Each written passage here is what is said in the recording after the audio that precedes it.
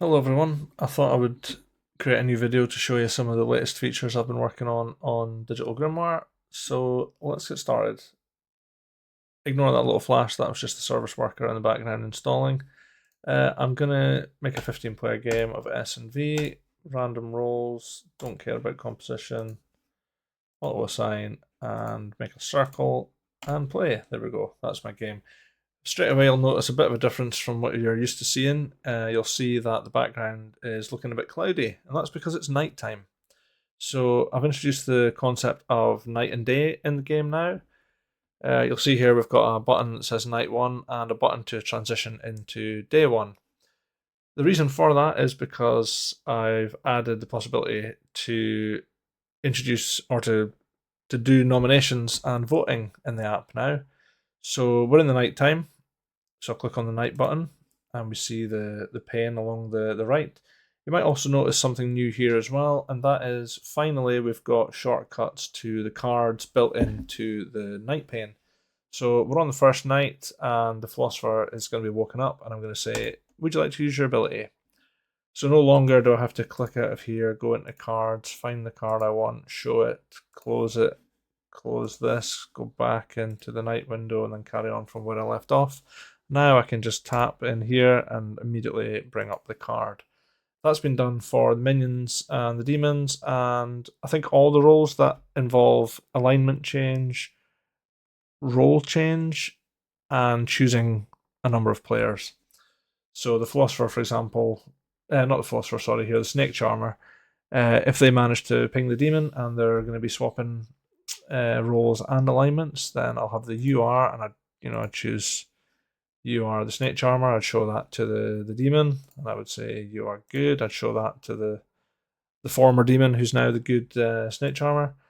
And similarly, I would then show the former demon, the former snake charmer, you are whatever demon it was. It was Vigor Mortis in this case, but you get the idea, and you are evil. So that's handy. No longer have to tap in and out of the pane to show that information. Same with this is your minion, this is your demon, and the bluffs. So now show not in play characters, I can just click this here and I can add them straight from the button. I'm just doing this randomly, so probably doesn't make sense. Yeah, so you can see that now without having to tap in and out of the cards menu or even go into the bluffs menu. So that's cool. Everything's kind of in line and in the flow of when you're running the game. When you get to the bottom, you can say end the night phase. That'll get rid of the clouds, and we'll notice we're now into day 1 with a button here to transition into night 2 when we finish the day. But usually before the day ends, we like to do some nominations. So in order to do that, let's say player 12 would like to nominate someone, so they'll click on the nominate button, or tap on it rather. If you were doing this on your tablet, choose the player that you want to nominate. Say they want to nominate player 6, why not? We get this nice little clock hand familiar interface that you'll have seen if you've played online at all. You can choose a speed. It tells us who's nominated who and the number of votes needed to execute. At this point, we'd go into the middle of the circle if we're playing in real life, and we'd run the vote, and then we'd remember, oh, okay, yeah, let's say they got 6 votes. Wait for this to go all the way around. Yeah, player 6 got 6 votes. That's not enough, so they're not on the block. Let's try again. Let's say player 13 wants to nominate player 4. Make this a bit faster. Same principle, go into the circle, run the vote as normal. Let's say they've actually managed to get 9 votes. They are now on the block, and you can see that represented by the skull icon and the badge here. This will also synchronize to the town view if you have that enabled, so you'll see dead and alive status, ghost vote status, and now also who's on the block and the number of votes they got, which is very handy if you're like me and struggle to remember how many votes someone has got when there's a lot of nominations and votes going on. So let's say we get to the end of the day and player 4 is executed and dies. I can double tap on them as a shortcut to mark them as dead. And then I can say, let's go into night 2. Before I do that, if at any point during the day you want to see what's happened, you can click on the nominations button up here and that'll say who voted who and the number of votes they got.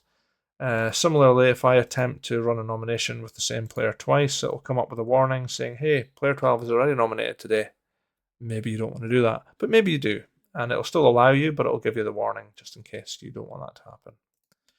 Yeah, so the day's ended, player 4 has been executed, and then I click on the Knight 2 button, and that automatically brings up the other Knight's pane, and I continue from where I started. And the Knight phase, so on and so forth until the game is over. Another thing that I've added that I won't be able to, well, I'm not going to show you just now, but has been added is this timer configuration. You might have seen that before. It was released a couple of weeks ago, maybe. But what will happen now is if I set a timer here for 5 minutes, if I have a town view open and the timer widget is visible, the timer will also show up on the town view. And in this case, it would have started at 5 minutes and count down. Similarly, if I pause it on the ST device, it will also be paused on the in the town view. I can resume that. So the time is synchronized, so it should end at the same time. So that's good if you want to show your town when it's time to come back to the town square. Yeah, that's kind of the 3 latest things I've been working on. Hope people get a good use of them and enjoy them. I particularly find this shortcut button to be really useful, and I hope you do as well. Thank you.